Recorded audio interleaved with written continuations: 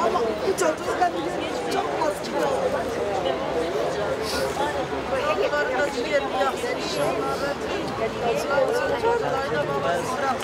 Sabah 3 aile katılmıştı.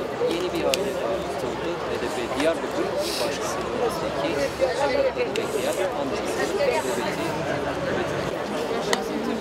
Polisimiz, her şeyimiz, arkamızda, askerimize kurşun sıkanların Allah paramparça etsin.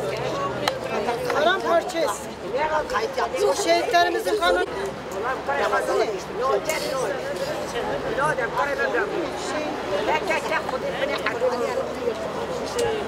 gösterdiniz. Artık hiçbir şey eskisi gibi değil. Aslan arkamızda,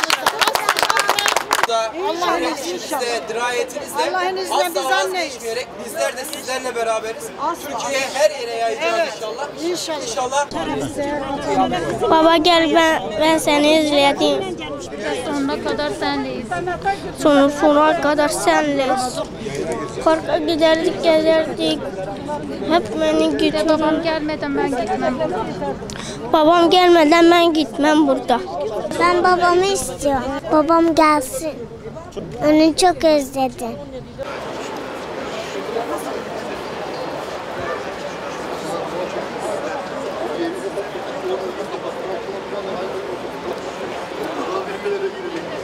Seni orada bırakmayacağım.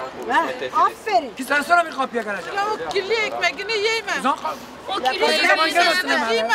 onlar vermezse ben onların başını yakarım. Fatih amca ben seni çok özledim. Her gün yolunu gözlüyorum.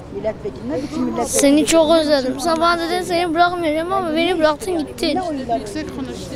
Lütfen geri gel. Her gün yolunu özlüyorum. Sen yeter ki gel. Seni kandırdılar götürdüler ama beni kandıramayacaklar. Gel seni çok özledim. Bütün aile senin yolunu gözlüyor. Beni duyuyorsan lütfen kaç gel. Ona ilk önce sarılacaktım, kokusunu alacaktım. Öpecektim.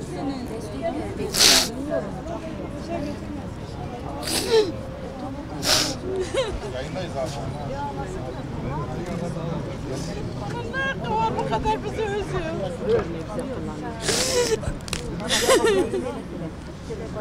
Allah onu perişan etsin inşallah.